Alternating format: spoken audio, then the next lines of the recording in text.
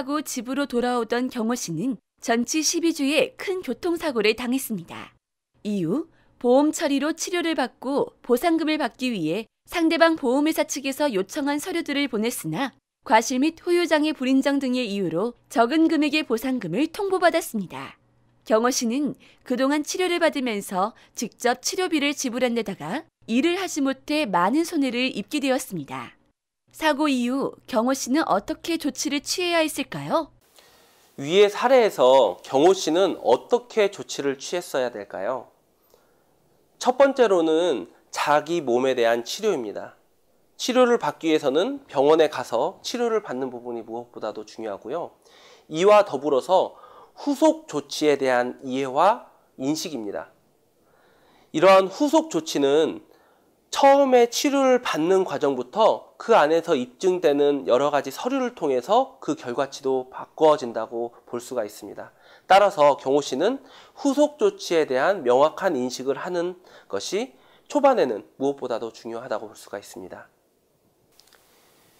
이때 많은 피해자들이 수인 시점을 언제 해야 될 건가에 대한 질문을 많이 하게 됩니다. 치료 과정 중에 해야 될 것이냐, 치료가 끝나고 해야 될 것이냐에 대한 질문인데요. 정답은 치료 과정 중 빠르면 빠를수록 좋다가 정답입니다. 그 이유는 치료가 끝나게 되면 그 입증 서류를 구비할 수 있는 기간이나 이런 것들이 지나가게 됩니다. 따라서 빠른 수인 시점이 있으면 있을수록 치료 과정 중에서 그 피해자에게 유리한 입증 서류를 만들어내는데 전문가적 조언과 전문가적 자문을 할 수 있는 그런 환경이 조성이 되게 됩니다. 따라서 피해자 입장에서는 수임 시점을 앞당겨서 진행하셔라 라고 말씀드릴 수가 있습니다.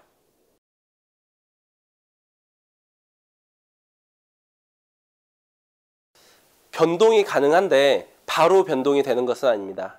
결과적으로 입증 책임의 주체는 주장하는 쪽이고 내가 그 피해를 주장하는 입장이기 때문에 내 입장에서 나한테 유리한 자료를 입증해 내야 됩니다.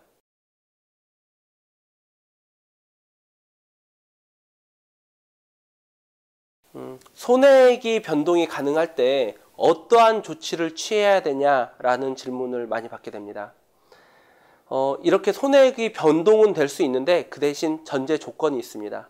그 전제 조건은 입증 서류의 구비를 통해서 최종적인 손해액이 변동이 될 수 있다는 그런 논리입니다. 이러한 입증 자료를 모으는 것은 개인적인 입장에서는 매우 힘든 일입니다. 따라서 전문가의 조력과 조언을 얻는다고 한다면 입증 서류의 구비를 정확하고 또 더 확대하거나 아니면 없었던 부분이나 부족했던 부분을 다시 보충한다거나 해서 최종적으로는 보상금에 영향을 미칠 수 있는 그런 환경이 제공이 되는 것이죠.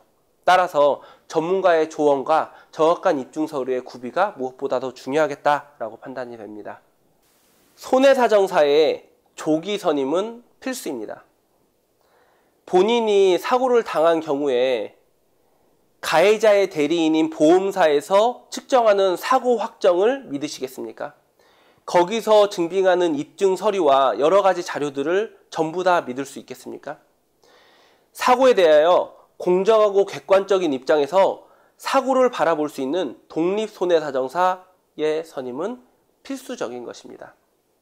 이렇게 처음 사고, 초기 사고, 처음에 어떠한 전문가와 함께 하는가에 따라서 자기의 손해액의 측정, 그리고 입증되는 서류의 질과 양은 달라질 수 있는 것입니다. 따라서 다시 한번 강조하자면 손해사정사의 조기 선임은 매우 중요하고 필수라고 할 수 있습니다. 이상 공정하고 객관적인 손해액 감정에 앞장서는 이호 사정사였습니다. 감사합니다.